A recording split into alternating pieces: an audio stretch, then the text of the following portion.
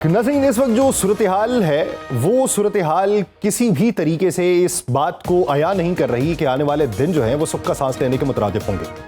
हमें ये दिखाई दे रहा है कि जंग रुकी हुई है, हमें ये दिखाई दे रहा है कि तवक्कुफ जारी है, हमें ये दिखाई दे रहा है कि किसी जगह पर बैठकर मुज़ाकरात होने के इम्कानात हैं, लेकिन बैनुल-अक़वामी मंडियों की इस वक्त सूरत हाल देखें, उनके ऊपर असर क्या पड़ रहा है। अगर ब्रेंट क्रूड ऑयल की अगर कीमत देखें तो वो किस हद तक फ्लक्चुएट कर रही है और उसका असर आम आदमी पे कैसे पड़ रहा है, एशिया कैसे मुतासिर है, यूरोप कितना मुतासिर हो चुका है और बैनुल-अक़वामी सतह के ऊपर इस वक्त खतरात के बादल क्या हैं। तो दिफाई महाज पे भी और माशी महाज पे भी इस वक्त जो पेचीदगियाँ हैं, इस पूरे मंजरनामे में बात करेंगे। हमें ज्वाइन किया है vice admiral retired doctor Ahmed Saeed साहब, प्रेसिडेंट है National Institute of Maritime Affairs के। डॉक्टर साहब, बहुत शुक्रिया आपके वक्त का। और हमें मुशीर ख़जाना KP मुज़म्मिल असलम साहब ने भी ज्वाइन किया है। मुज़म्मिल साहब, मैं आपका भी मशकूर हूँ। सबसे पहले डॉक्टर साहब आपकी तरफ आता हूँ। इस वक्त जो मौजूदा सूरत हाल है, आप क्या समझते हैं कि बेंजामिन नेतन्याहू और डोनाल्ड ट्रंप में होने वाली मुलाकात और आने वाले दिनों के जो मंजरनामे के असरात हैं, ये किस हद तक मुवासलत रखते हैं इस बात से कि कहीं ना कहीं पे अमन होगा, या किस हद तक खदशात का इजहार करते हैं कि ये तवक्कुफ जो है ये एक बड़े तूफान का पेश खैमा होगा? जी, अस्सलाम वालेकुम। यस साहब, बहुत शुक्रिया आपका। आपने बिल्कुल सही कहा कि इस वक्त की जो सिचुएशन है बड़ी उसमें बेयकीनी है। बेयकीनी इस हिसाब से कि एक तरफ तो हमने देखा कि लास्ट जुम्मे के बाद से जो एक तवक्कुफ आपने जैसे कहा कि वो आया है और उसमें अटैक्स को कम कर दिया गया है, बल्कि ना होने के बराबर है। लेकिन इसके साथ साथ कुछ और फ्रंट्स खुल गए हैं और वो बड़ा मैनीखेज है इस हवाले से कि ईरान के ऊपर भी उसका यकीनी तौर पे असर होगा। कि एक तो ये स्ट्रेट ऑफ हॉर्मुज़ के बाद जैसे बाबुल मंदब का भी एरिया जब 19 जुलाई से स्टार्ट हुआ और उसके अंदर जो टारगेटिंग की गई ईरानियन सऊदियन शिप्स का, और इसके साथ साथ इन्होंने उनकी ऑयल रिफाइनरी को भी टारगेट किया और इसके साथ इन्होंने तो उस हवाले से जो सऊदियन है, जाहिर बात है उनका इसके अंदर इन्वॉल्वमेंट स्टार्ट हो गया। और उसके बाद इनकी जो जिजान की एमरॉक की ऑयल रिफाइनरी है जिस पे अटैक हुआ था, उसको जाहिर बात है उसकी प्रोडक्शन को कम कर दिया गया। लेकिन इसके साथ साथ ही हुतीज ने जो उनकी ईस्ट वेस्ट पाइपलाइन है उसको भी क्लेम किया है कि उसको अटैक किया और उसको डैमेज किया है। तो इसका मतलब ये है कि जो ऑयल की प्रोडक्शन जो कि याम्बो के थ्रू वो तकरीबन 4 मिलियन बैरल पर डे के हिसाब से यहाँ से लाई जा रही थी, उसको चोक करने की कोशिश की और मेरे ख्याल में उन्होंने चोक कर दिया। तो इफेक्टिवली जो टोटल 20-21 मिलियन बैरल का जो ऑयल है वो उसको रोक लिया गया है। तो ये उसका असर यकीनी तौर पे ओवरऑल तो पड़ा है। लेकिन एक और डायमेंशन जो इसके बारे में शायद कम बात हो रही है वो है वो फ्रंट है, एक तो सऊदीया ने जारी बात है जो अटैक किया है इराक के अंदर, तो वहां पे जो ईरान एफिलिएटेड वहाँ मिलिट्री है, मिलिटिया ग्रुप्स हैं, उनके ऊपर जो अटैक है ये एक नया फ्रंट है। जाहिर है ईरान के लिए भी इसके अंदर मसाइल हैं। तो 20 के करीब वहाँ पे किलिंग्स हुई हैं और 32 के करीब वहाँ पे इंजरीज हुई हैं।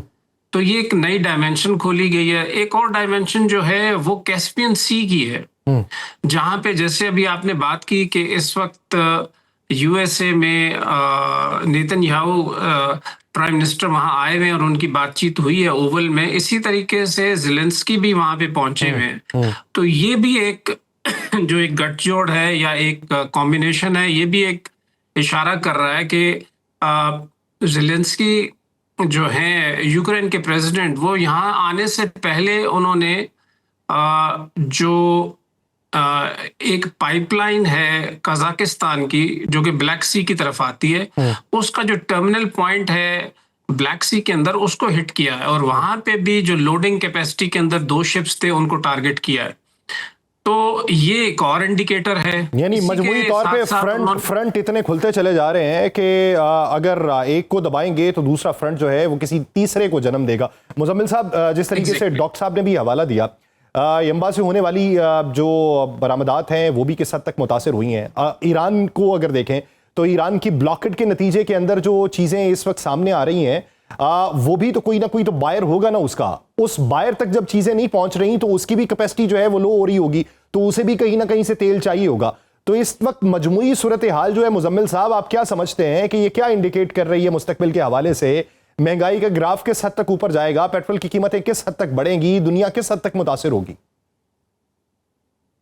जी बिस्मिल्लाह रहमान रहीम। कभी कभार अगर आप हज के दौरान या हज के सीजन पे गए हो कभी सऊदी अरब इत्तेफाक हो, तो हज वाला जो दिन होता है, जिस दिन सब ने जो है जो है खाना काबा की तरफ जाना होता है हज करने के बाद तवाफ़ ज़ियारत के लिए, तो उस दिन जो है जो वही टैक्सी जो फी बंदा 10 रियाल या 15 रियाल लेती थी, वो जो है 100 रियाल 200 रियाल मांगती है। ठीक। अच्छा, उसकी वजह एक तो ये कि ऑब्वियसली सीजन होता है, और दूसरी वजह ये होती है कि इतना रश होता है कि वो जो सफर 1 घंटे का होता है या 40 मिनट का होता है, वो 3-3 ढाई घंटे बाजू का लग जाते हैं। रश, ट्रैफिक, बंद सड़कें, ये वो। तो वो जो टैक्सी ड्राइवर है वो जो है उसके इजाफी पैसे चार्ज करता है। ठीक। तो अभी इसी तरीके से ये जो सूरत हाल हुई हुई है, ये जो जंगी सूरत हाल हुई हुई है, इसमें जो अजनास की कीमतें हैं ना, वो जो है शायद एक तेल और ये गैस के अलावा वो उसमें शायद इतनी तेजी ना हो जितनी उनको उनकी मंजिल तक पहुंचाने का खर्चा हो गया है। यानी कि जहाज का किराया, इंश्योरेंस, रिस्क प्रीमियम, टाइम, जैसे भी अब बताया अभी जो है कि सऊदी अरब के जो एक साइड थी जब वो होती की वजह से वो भी इफेक्ट हो गई है, हार्मस जो है अलग इफेक्ट हो गई है। तो ये तमाम चीजों की वजह से जो कॉस्ट ऑफ ट्रांसपोर्टेशन है वो बहुत हाई हो गई है। शिपिंग कंपनीज हैं, उन्होंने किराए बहुत ज्यादा मांगना शुरू कर दिए, क्योंकि आपको पता है जहाजों को भी आग लगाई गई है, उड़ाया गया है। इंश्योरेंस रिस्क प्रीमियम, जो दुनिया का कोई भी कार्गो होता है जब वो जाता है सी फ्रेट में, तो उसकी इंश्योरेंस लाजमी होती है कि अगर जहाज डूब जाए तो वो नुकसान ना हो जो तिजारत कर रहे हैं उनका। तो वो बहुत ज्यादा बढ़ गए हैं, क्योंकि जो इंश्योरेंस कर रहे हैं वो उनके जहन में ये होता है कि अगर खुदा न खासा जहाज नहीं पहुंच सका तो फिर वो तमाम का तमाम क्लेम उनको देना पड़ेगा। तो इस वक्त जो पेट्रोलियम मसनूआत की हम एक बहस तो कर रहे हैं कि आलमी मार्केट में आज तेल की कीमत अभी भी जब हम बात कर रहे हैं तो तकरीबन 4.5% बढ़ी है। कल भी ऐसे ही बढ़ी थी, लेकिन उससे एक दिन पहले 9% गिरी भी थी, जब कुछ मामला जो रोजाना ट्रम्प साहब के मूड पे होता है वैसे तो ये जो है, ये देखने के साथ साथ हमें ये भी देखना है कि ट्रांसपोर्टेशन कितनी महंगी हो चुकी हुई है और उसकी वजह से अजनास की कीमतें कितनी बढ़ी हैं। और फिर उसके बाद जो ममालिक जो बराह रास्त जंग में नहीं इस वक्त, लेकिन उनकी तिजारत जो है वो अफेक्ट हो गई है।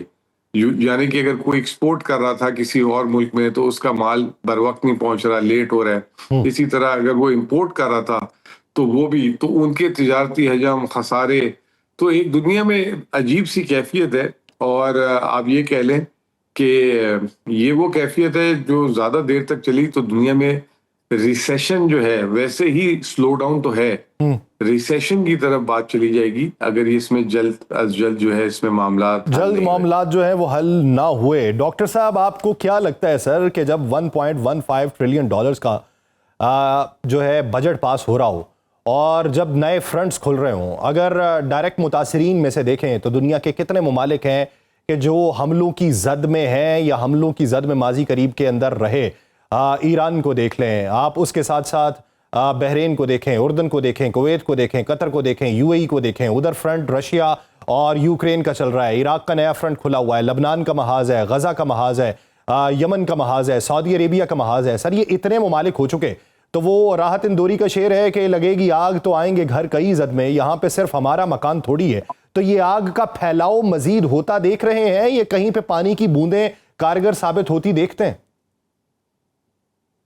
अब ये इसको एज अगर स्ट्रेटेजी देखा जाए तो देखें, अब जो फ्राइडे को एक ट्रूस हुआ और उसके फौरन बाद ये बातचीत शुरू हुई कि हमारी ईरान के साथ प्रेसिडेंट ट्रंप ने खुद ये बात की कि जुम्मे को उनकी जो अपने एडवाइजर्स के साथ मीटिंग हुई थी, उसके फौरन बाद उन्होंने कहा कि हमारी बैकएंड पे अब बातचीत शुरू हो गई है, जिसको कि ईरान ने डिनाई किया। उन्होंने कहा नहीं, हमारी कोई ऐसी बात नहीं, बातचीत नहीं हो रही।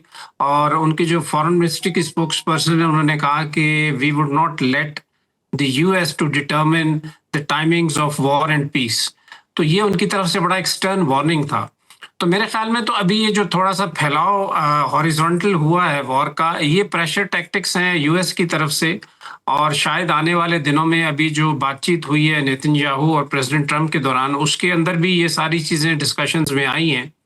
तो जिसमें साउथ ऑफ लेबनान के हवाले से भी बातचीत है उसमें।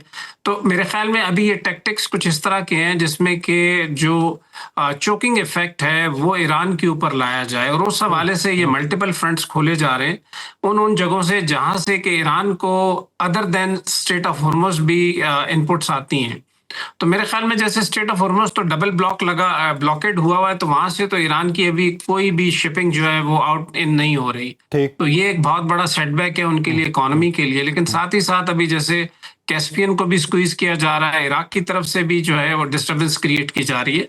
तो these are the pressure tactics to bring the Iranian delegation onto the table and start talking about the points। और उसमें एक छोटा सा पॉइंट बड़ा इम्पोर्टेंट है कि जो 14 पॉइंट्स हैं वो तो एक अपनी जगह बातचीत है, लेकिन president Trump time and again एक चीज बात करते हैं कि Iran should take a good deal. अब ये जो गुड डील है ये पैकेज क्या है और इसके बारे में उसके बारे में तो माजी में भी बहाल मौजूद थे, माजी में भी उसकी तफसीलात मंजर आम पे नहीं आई। तो अब जो है वो गुड डील जो है वो किसको मालूम है, किसके जहन की इख्तरा है या किसके बॉक्स के अंदर मालूम है, वो तो उसे ही पता होगा। मुजम्मिल साहब, अभी की जो सूरत हाल है, फर्ज कर लें कि जंग रुक गई, फर्ज करें कि आलमी मईशत जो है वो धीरे धीरे वापस आना शुरू हो। कहा यह जाता है कि जंग चलती है 4 दिन, लेकिन उसके असरात जो है वो 4 साल भुगतना पड़ते हैं। अभी मुतासिरीन में से अगर देखा जाए तो वो तरक्की पजीर ममालिकान में से ज्यादा ममालिक हैं। तो इसके असरात जो है वो कितने अरसे भुगतना पड़ेंगे, किस सूरत में भुगतना पड़ेंगे, और उस पर ओवरकम किस तरीके से किया जा सकता है? देखें, अब सबसे पहले तो बराह रास्त तो इम्पैक्ट अगर आप देखें तो वो ईरान का ऑब्वियसली है, और उसके बाद जो मिडल ईस्ट, क्योंकि ईरान का जो रद्द अमल आता है वो मिडल ईस्ट की इकॉनमीज पे आता है, और वो भी ठीक ठाक किस्म का, वो तो अभी तक क्वांटिफाई भी नहीं हो पा रहा कि वहां पे कितना नुकसान हो चुका है और क्या है। तो ये रीजन को तो रिकवर करते करते बहुत टाइम लगेगा। जो मेरा कंसर्न है वो उससे ज्यादा बड़ा है। वो कंसर्न ये है कि ये तमाम की तमाम मामलात में जो ऑयल इंफ्रास्ट्रक्चर डैमेज हो गया है, जैसे कतर की LNG की जो स्पेस थी, UAE में जो वहां पे जो उनकी जो ऑयल की जो वहां से तरसीलात होती थी, डिफरेंट जगह थी, वो काफी ज्यादा डिसमेंटल हो गया है।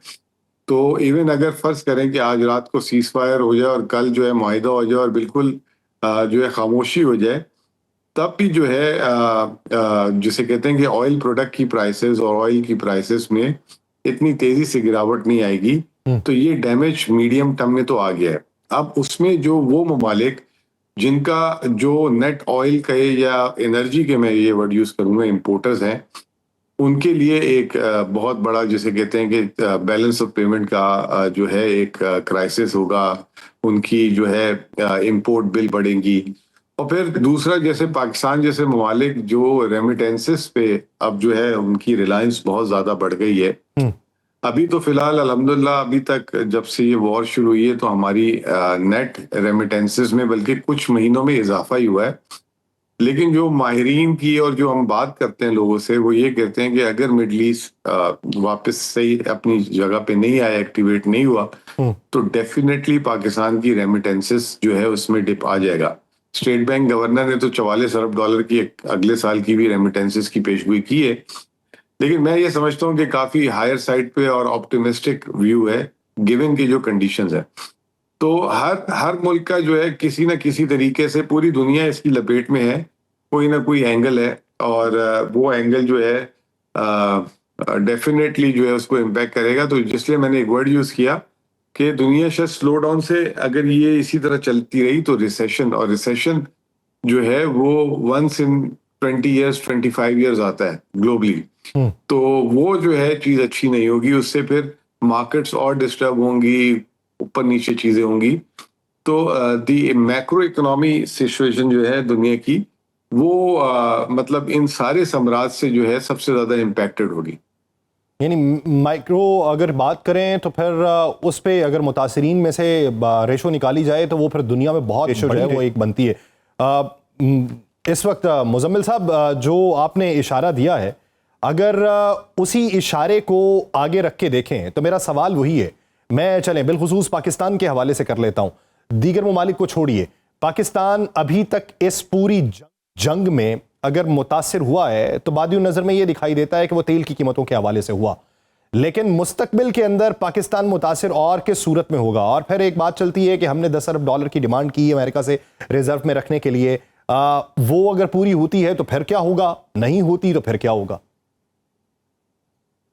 अच्छा, मैं इसमें ना थोड़ा सा आपको एक बात बताता हूँ कि फर्ज करें कि मेरी मिसाल ले लें और मैं जो हूँ एक एवरेज अर्नर हूँ, 1 लाख रुपए महीना कमाता हूँ, ठीक, और लेकिन एकदम जो है मुझे कोई रेमिटेंस या मुझे कोई इनहेरिटेंस मिल जाती है फैमिली से, तकसीम होती है अपने माँ बाप से, और एक साथ 50 लाख रुपए मिल जाते हैं। ठीक, वो 50 लाख रुपए के चक्कर में अगर मैं अपनी मईशत, अपनी जो 1 लाख रुपए की आमदनी जो मेरी नौकरी है, अगर मैं उसको कहूँ कि अब यार कोई जरूरत नहीं है अभी फिलहाल, तो इतने पैसे आ गए, किसी को खाते पीते हैं और काम चलाते हैं, तो वो जो है उससे जो है ना शायद हो सकता है कि चंद महीने जो है अच्छे गुजर जाए, लेकिन उससे फिर ज्यादा बुरा हाल होता है, क्योंकि जब आप चलते हुए काम को इग्नोर कर देते हैं फिर आपको वो उस जगह पे आप वापस नहीं आ सकते, ये आप सारों को पता है। ठीक, पाकिस्तान की बदकिस्मती यही रही कि पाकिस्तान में माजी में 9/11 हो गया, उससे पहले जब अफगान वॉर हो गई, जिस जमाने में पाकिस्तान को अनकंडीशनल जो है फंड फ्लोज मिले, सपोर्ट मिली, तो हमने ना अपनी मईशत पे, अपनी इंफ्रास्ट्रक्चर डेवलपमेंट पे हमने जो है सारा इग्नोर करना शुरू कर दिया। और जैसे ही वो जब वो जिसे कहते हैं कि अच्छा टाइम खत्म हो, तो पाकिस्तान वापस से बहुत जल्दी से जो है बुरी पोजीशन पे आ गया। तो अभी भी मैं देख रहा हूँ आजकल लोगों को, लोग बड़ा एक्सपेक्ट कर रहे हैं कि अगर 10 अरब डॉलर अमेरिका से आ जाते हैं या 7 अरब डॉलर जो हमने सऊदी अरब से मांगे हैं, तो पाकिस्तान के लिए बहुत जिसे कहते हैं बड़ी न्यूज होगी। देखिए, मैं आपको एक बात बताऊं कि अगर सिर्फ ऑयल पाकिस्तान जो है ना 30 अरब डॉलर से ज्यादा का सालाना इंपोर्ट करता है, अगर 25 से 30% इजाफा हो जाए, यानी कि 25 से 30 डॉलर, वो भी हमने देखा भी है कि बढ़ा है, ठीक है ना, सिर्फ वो हो जाए तो हमें 8 से 10 अरब डॉलर इजाफी चाहिए होंगे। तो ये जो है एक ऑयल प्राइस एप्रिसिएशन की मार है। तो हमें जो है अपनी जो भी जिसे कहते हैं कि इकोनॉमी को जो है इन सारी चीजों के पीछे जो हमें एक्सपोर्ट्स पे फिर भी काम करना होगा, यानी वो बुनियादें जो हैं उनको मजबूत करने की जरूरत है। उससे अगर सरफे नजर करेंगे तो हालात जो हैं वो खराब हो सकते हैं।